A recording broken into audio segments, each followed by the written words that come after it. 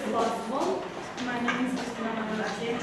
I am a PhD student at the Faculty of Political Science with the University of Bucharest. So I'm not on schedule. I was not supposed to be presenting you today. I am replacing Ms. Damiana Otoiu from our institution. She was supposed to give you a lecture on the regulation of property rights over cultural assets, recent innovation, and change. So that is her field. This is not my field. I have to be reading her presentation because I'm not specialized on property rights. But I will try to keep it as short as possible. So in the first part of this presentation, we will be discussing a few key concepts regarding property restitution. So as in the second part, we will be focusing on property restitution as a case study in Romania. So, property restitution, first of all. In September 2007, the General Assembly adopted the Declaration on the Rights of Indigenous Peoples. An intermediate draft of the document stated that indigenous people have the right to the restitution of the lands, territories, and resources which they have traditionally owned or otherwise occupied or used. Concerned expressed by countries where indigenous peoples experienced a long history of dispossession led to the replacement of the word restitution with the vague and broad redress.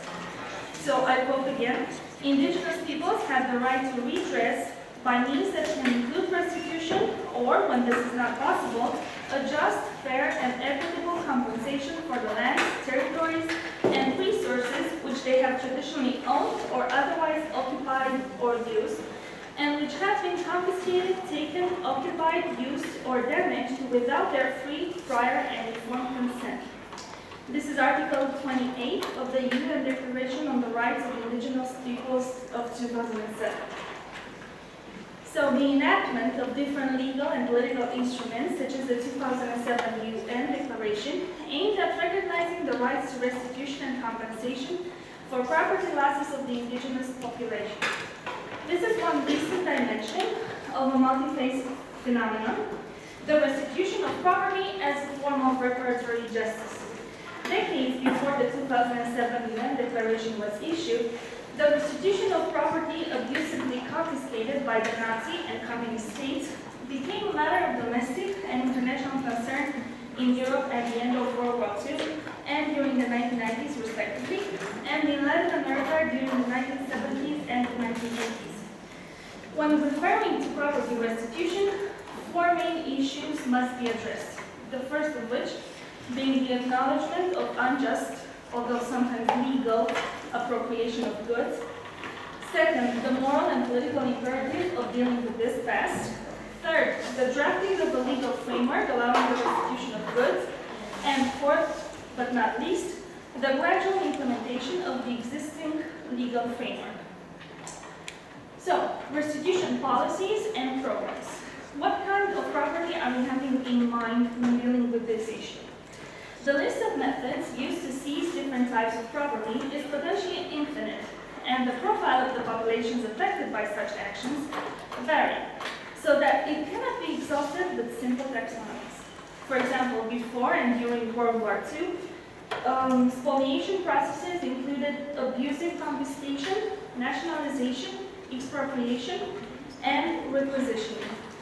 These led to legal and political debates after World War II and prompted reparatory policies toward non-European indigenous populations devastated by European colonialism and slavery and forcibly resettled from their traditional territories, such as the First Nations, the Amerindians, or the Inuit of the Americas, peasants affected by land collectivization in communist Eastern Europe, or by the land reforms implemented during the Latin American military dictatorships of the 1960s and the 1970s, religious or ethnic communities whose goods have been placed into state property by authoritarian or totalitarian regimes, political opponents of such regimes whose dwellings were confiscated illegally or as a result of political processes, Populations forced to resettle in the post-war period, like the Germans living outside Germany, who resettled in various Eastern European countries, victims of civil wars and conflicts,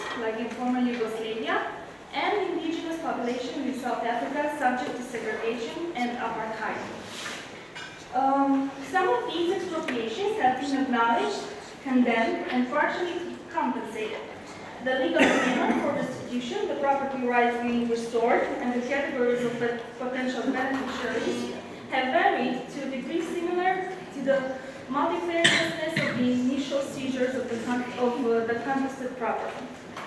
The property subject to restitution claims has included land, real estate, industrial enterprises, small businesses, artwork, jewels, money, bank accounts, gold deposits, places of worship, cemeteries, schools, hospitals, retirement homes, residential buildings, artwork, sacred objects, manuscripts, and personal, national, and state archives.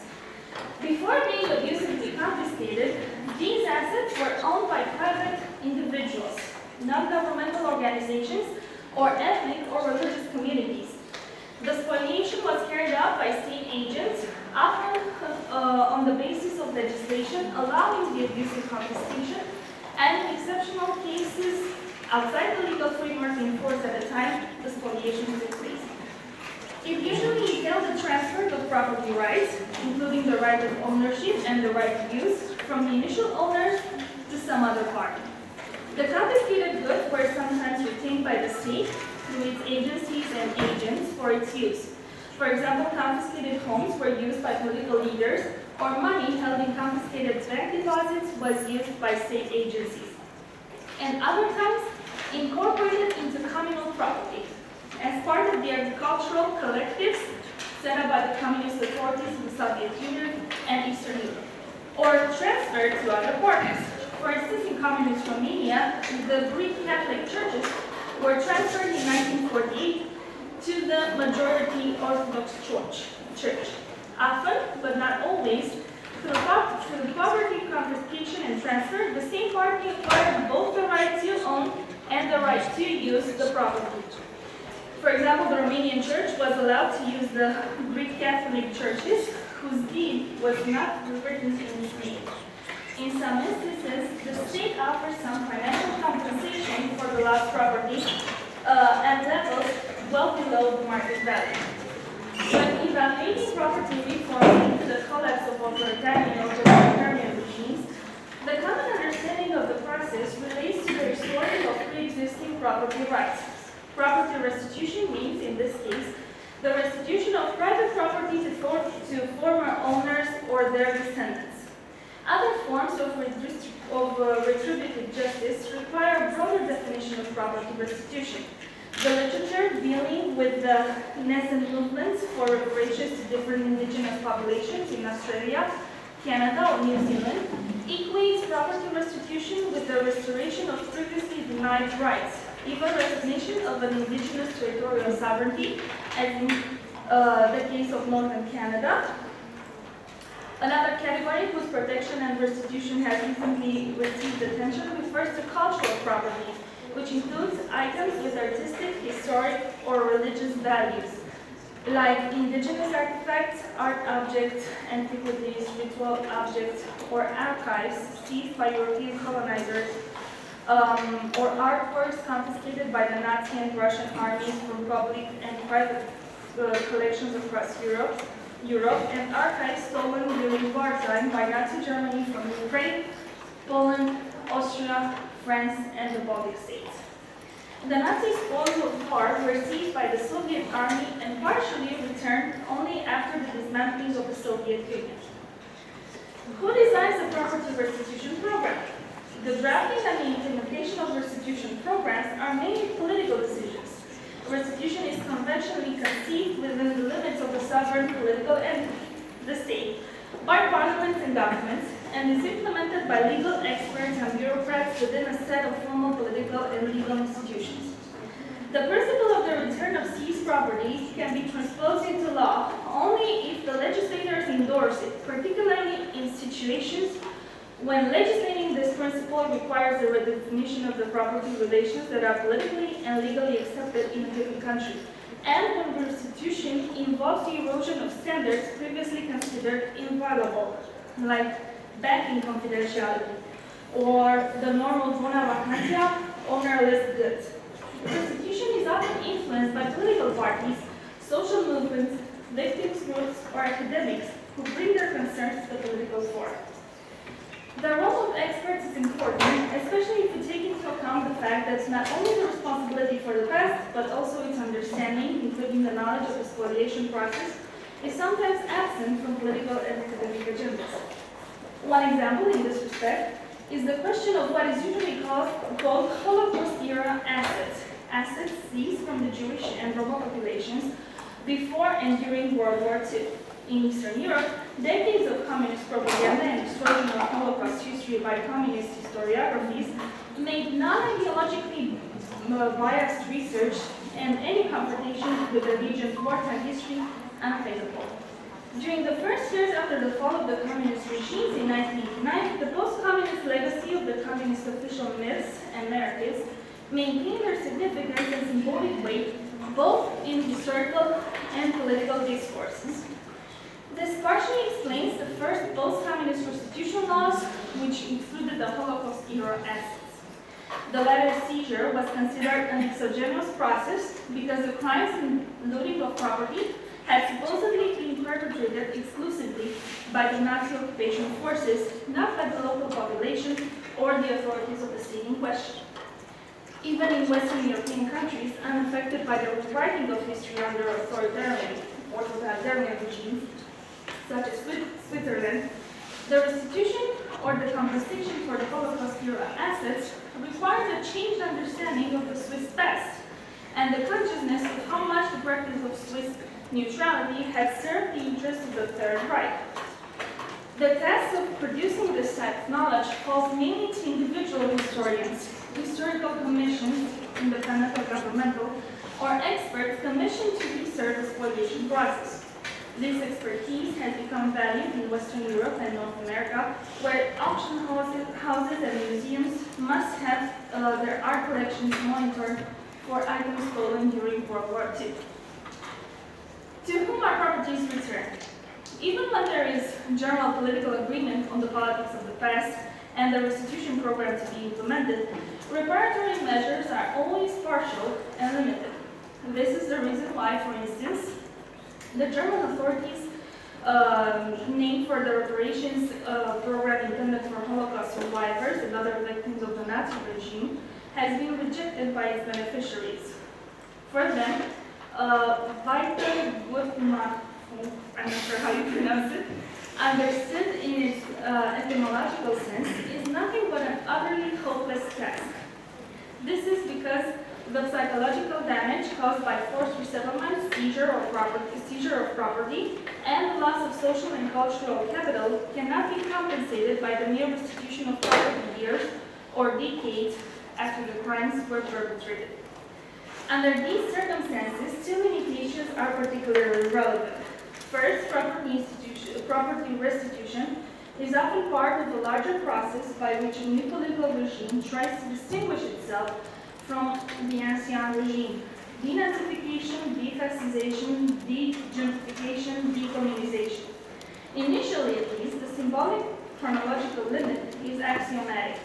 The new political leaders assume the duty of dealing with the recent past. They vow to right and alleviate injustices committed by the old regime. Plus, they argue that in the long run, there is neither the need nor the economic capacity to deal with the illegal or unjust expropriations committed by previous regimes. For instance, East European post-communist politicians passed restitution laws as an expression of their anti-communist beliefs, not as an attempt to address the broader issue of illegal or unjust property seizure, since the new laws redressed few past seizures. Second, one needs to approach the issue of the imagined community of potential beneficiaries. The policies concerning the restitution of private property after the fall of authoritarian or totalitarian regimes contribute not only to the redistribution of economic resources, but also to the recreation of the political or economic community. In post-communist Eastern Europe, restitution laws are not only a victory of norms of private property over communist ideology and practice, but also a vehicle for the construction of post-communist national identity. This explains why, for instance, in most of Central and Eastern European countries, the first restitution laws privileged certain victims of property seizure, the majority of the population, but excluded the non-citizens, immigrants who had lost or had given up their citizenship. It also excluded the non-residents, citizens of the state who at the time resided abroad. It also excluded the former owners dispossessed before the advent of the communist regimes in 1945, as in the case of the Jewish properties Aryanized in 1940-1945 that is seized and redistributed to non-Jews. And it finally excluded the religious and ethnic minorities, such as the Turkish Muslims in Bulgaria or the Greek Catholics in Romania. These restitution programs, therefore, were based on the special nexus among state, property, and national identity, in the sense that they privileged the ethnic nation. Other laws and post-communist constitutions, not only restitution laws, provide an advantage to the dominant ethnic nation through constitutional nationalism. Motivations for enacting restitution programs. Like other transitional justice methods, property restitution is a way of legitimizing the new political regime and gaining the electoral support of the program's beneficiaries. This role is of utmost importance when the total control over property by means of nationalization and collectivization was a key policy of the previous authoritarian or totalitarian regime, as in the case of communism. However, the political function of property restitution is also closely related to moral and historical motivations. In particular, the acknowledgement of the legacy of and the state's responsibility for past human rights violations, including infringement of the right to property. Restitution proponents argue that post-authoritarian or post-totalitarian countries could hardly represent genuine democracies if the right to property of initial owners, recognized as a fundamental right by almost all new constitutions of the initial owners, is disregarded. In addition, restitution programs have been advocated on the basis of social and economic arguments. According to their proponents, securing property rights through privatization and restitution is a prerequisite for the healthy functioning of the economy as a whole. Moreover, the restitution and the retributive justice measures could partially redress the loss of economic and social capital that affected the initial owners for decades or even centuries. Regardless of the reasons why they are enacted, restitution programs can be adopted by states, usually democratic successors to the authoritarian regimes that perpetuated the spoliation, or non-state actors responsible for the confiscation. For example, the Swiss Banking Association invested the dormant accounts of Holocaust victims and compensated victims and their relatives. The restitution of such seized assets can also be the result of a court decision within the framework of redress or restitution legislation. International actors, such as the European Court of Human Rights, can also play a decisive role in furthering restitution programs. Now, limitations of property restitution programs. Property restitution programs have limitations that explain why overall the number of owners dispossessed of their property greatly exceeds the number of those who regain their assets through restitution. First of all, states have generally refused to return assets whose confiscation was followed by some kind of financial compensation, even in the case when the compensation was meager. Second, restitution has generally been granted only to owners who ask for it and fulfill the number of conditions set by the state. As such, the more cumbersome the application procedure and the shorter the deadline, the more difficult it was for the owners to meet the criteria and qualify for restitution. Third, restitution in kind of the same item has been replaced with financial compensation when, after their confiscation, the claimed assets were destroyed or directed towards social purposes. when, for example, dwellings were turned into village medical centers or schools, as in some post-communist countries.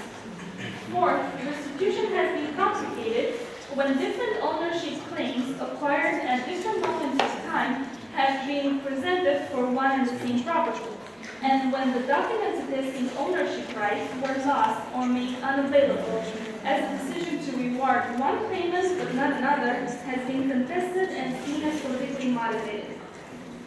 Fifth, states often stole property restitution when the right to ownership was dissociated from the right to use, and the tenants using the confiscated dwellings or the majority church using the transferred places of worship constituted two powerful social groups to be dispossessed. Sixth, most financial schemes designed to raise the money needed for the compensation program have been considered insufficient and inadequate by their potential beneficiaries, rewarding either too few claimants or offering too meager compensation packages per claimant. Seventh, some restitution programs have remained highly controversial due to their overlapping temporalities and competing victimhoods. For instance, in post-apartheid South Africa, restitution laws have dealt with the apartheid history of land dispositions, the cutoff date being 1913, when a major segregation law, the Native Land Act, was enacted. Thus, the legal framework for property restitution eludes the land rights lost before 1913 during the earlier colonial times. And finally, the eighth point, many restitution programs are considered to be ethnocentric, shaped by Western understanding of property and ignoring customary understandings of ownership and land tenure. So, property restitution remains an important method of reckoning with the past, being recognized as such by many governments and international organizations. Restitution remains, however, a largely politically driven process that post-authoritarian or post-totalitarian governments pursue to address current social concerns, at least as much as to redress past injustice. Although restitution programs remain plagued by serious limitations, they have become a key element of transitional justice programs enacted across continents. So this was the first theoretical part of the presentation, and the second is a case study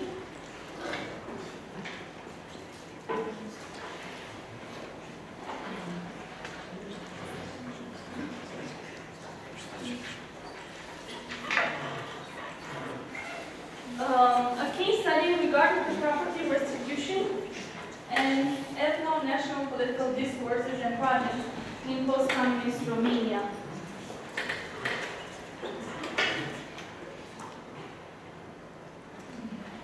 Okay, so basically, the redefinition of the property regime, as we have seen in the first part, was mainly intersected with the ethno-national political discourses and projects.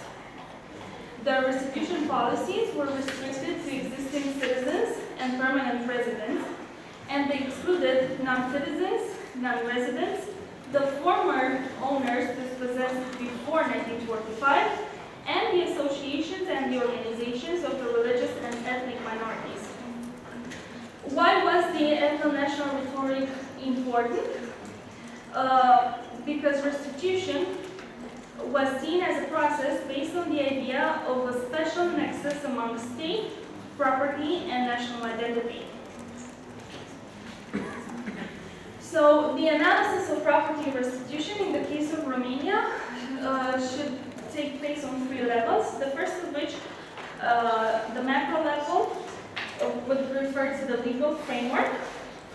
So first of all, expropriations or nationalizations took place during the communist regime in the period of 1944-1989.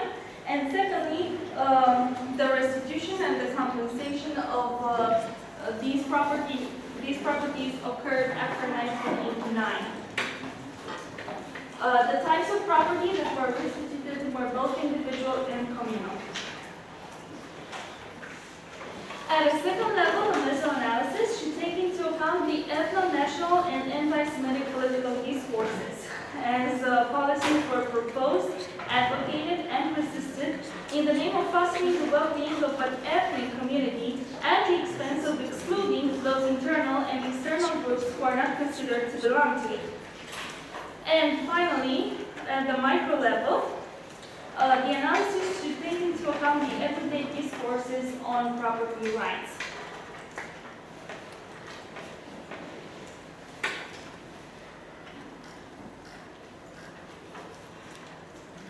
Okay, so on the first level, the general level, we are analyzing the legal existing framework. So during the communist regime, Romania had the nationalization process, which gradually meant the confiscation of both social and educational institutions, as you can see, both hospitals and schools. It basically somehow affected the religious role of the Jewish community.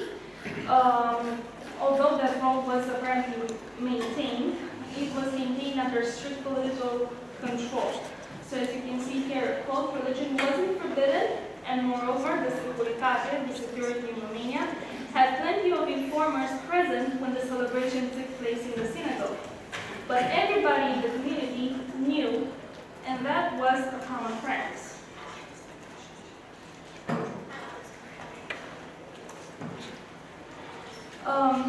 But they didn't confiscate only communitarian properties such as schools or hospitals. They also confiscated individual assets. So during the same time frame, 280,000 Jews made aliyah, which was a donation of property. So Jews emigrating to Europe or US had to pay about $3,000 to $4,000 to leave the country. And obviously they had to leave behind all of their properties, their houses, their furniture, the jewels, whatever. As you can see, before the Second World War, we had 750,000 Jews residing in Romania. After the Second World War, we were left with only half of that, 375,000. Of those 375,000, 280,000 donated their property and left the country. But nowadays we have only approximately 6,000 Jews in Romania. In the photo on the presentation, you can see a travel certificate of 1961, so during the communist period, of a Jew.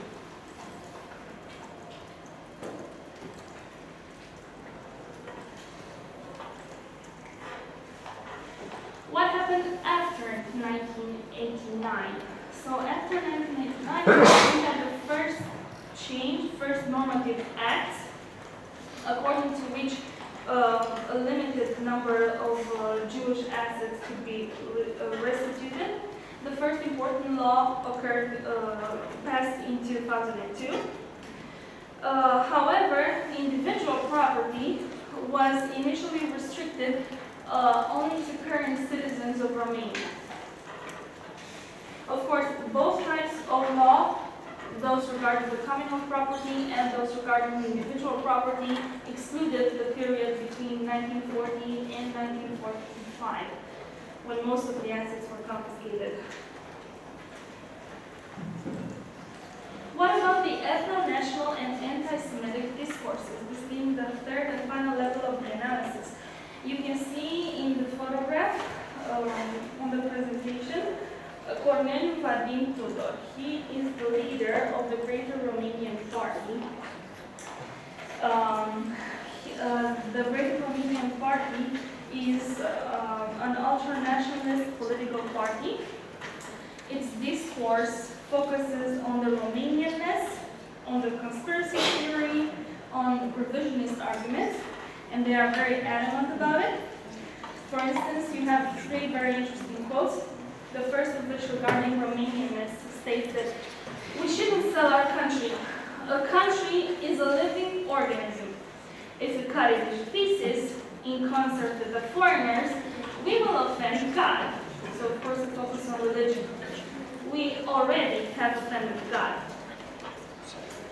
Another quote, relevant for the conspiracy theory, this one actually belongs to Vadim Tudor, states that the thousands who died in December 1989 did not sacrifice their lives so that the international Jewish mafia could steal 400,000 of our properties. And of course, they also focus on revisionist arguments. Someone is interested in depicting the Romanian people as a martyrs people. Most times, the explanation is this.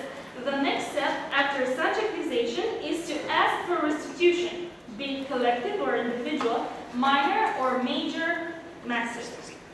So, because we are accused of being the martyrs people, then we will ask for the restitution of their property.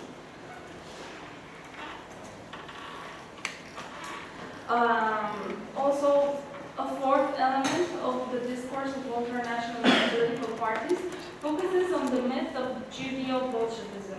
And it says that 400,000 so-called Jewish properties in Romania. Where did they get these properties? Let's be honest. Who brought communism to Romania? Most of them were Jewish. These people, have plundered the entire national heritage. Let no predatory ravens circle the wounded body of Romania. This statement, once again, belongs to Vadim Tudor. But there are other parties who have also incorporated into their agenda elements of ultranationalist politics. They are the reform communists. You can see a photo of Ion Iliescu. He was the leader of one of the greatest political parties in the aftermath of the collapse of communism, and he was also Romania's president. According to him, the Jewish property restoration requests should be either postponed or rejected. And he actually said that in 2003. And of course, the possible dangerous consequences on interconfessional and inter-ethnic relationships should also determine the rejection or the postponement of the restoration request. Unlike Vadim Tudor, he doesn't seem to be that aggressive in his speech. However, he seems to be sharing the same ideas. And the final remarks, to sum it all up. So the process of privatization was intersected with ethno-national arguments, as we have seen.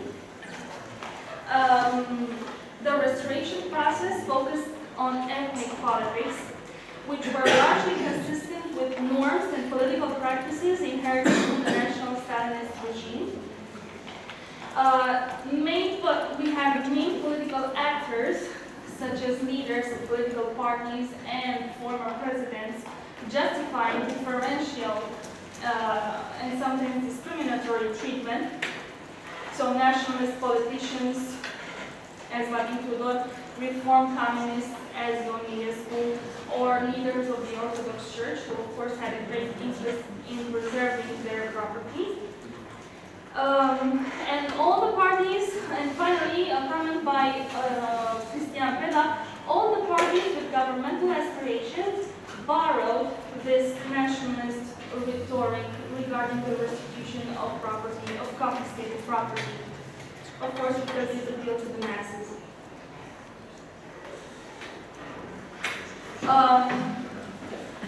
Why did the restitution policy agenda somewhat change?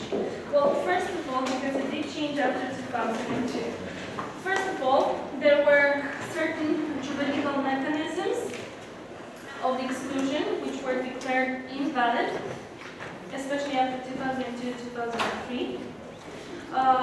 We can also take into account various explanatory variables such as the game of electoral coalitions, the internal dynamics of political parties, the functioning of the Constitutional Court, or the national and international jurisprudence. And finally, we we also benefited from a transnational advocacy network which pleaded for the restoration of property. We had heterogeneous interconnected actors, local and international Jewish communities, international human rights organizations, attorneys, historians, leaders of survivors organizations, and representatives of the U.S. State Department pleading for equal treatment in the restoration rights. And thank you. This was it.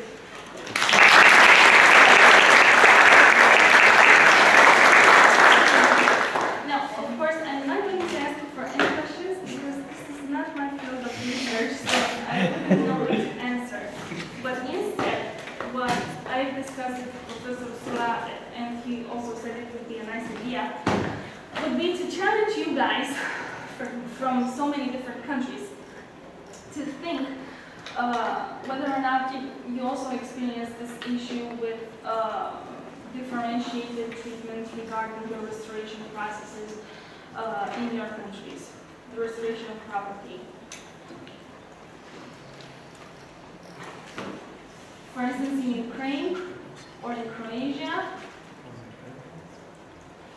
could you comment on and see what was the situation in your countries?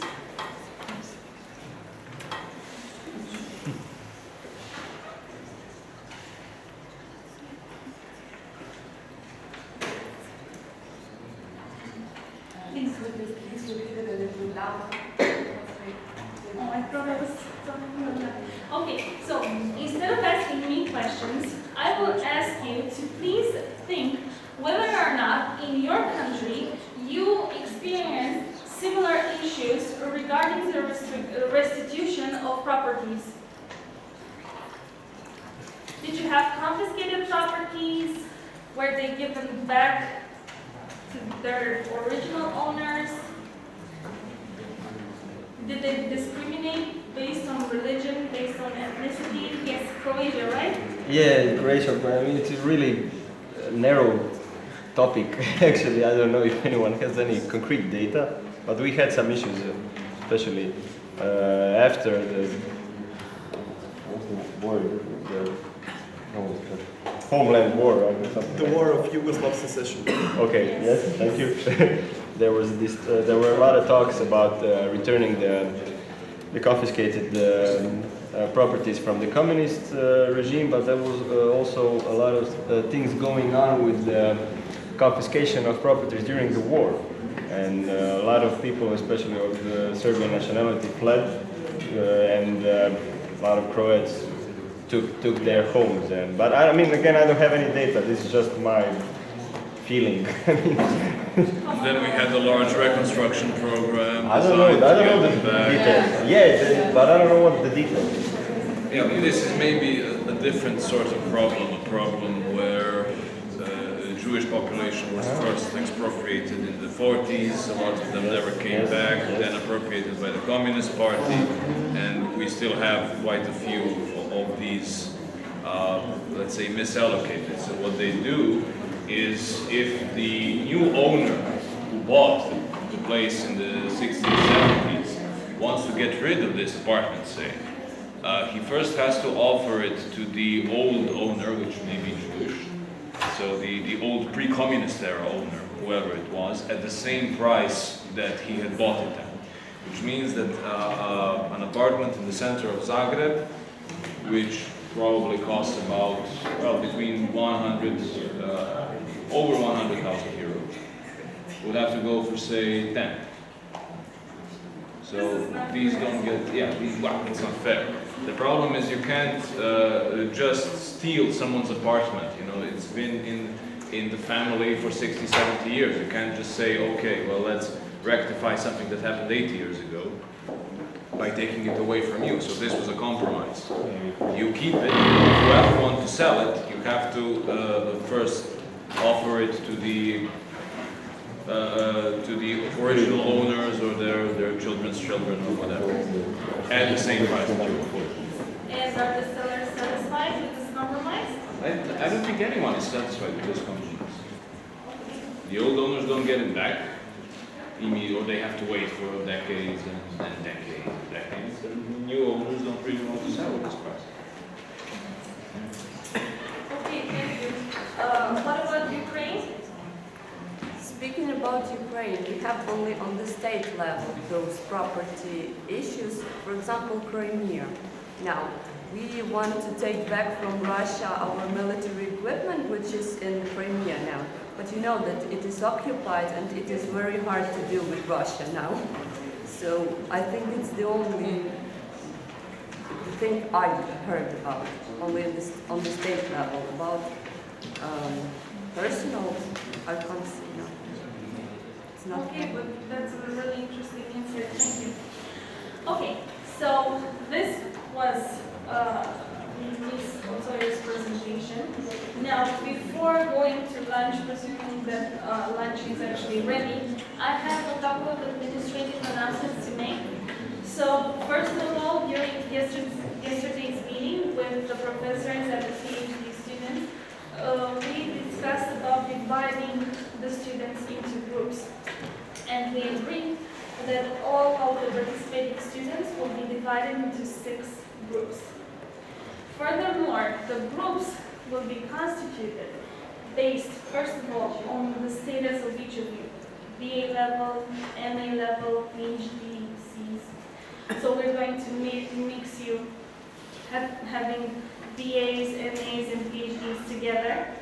And the second criterion is going to be that of your field of study. We are going to try at least to mix those who study political science with those who study European studies, those who study economics, and see what we come up with. Now, in order to do so, after lunch, you will all receive a secondary attendance list on which you will be required to state your status, BA, MA, PhD, C, and your field of study. And afterwards, we will form the groups. Is that all right?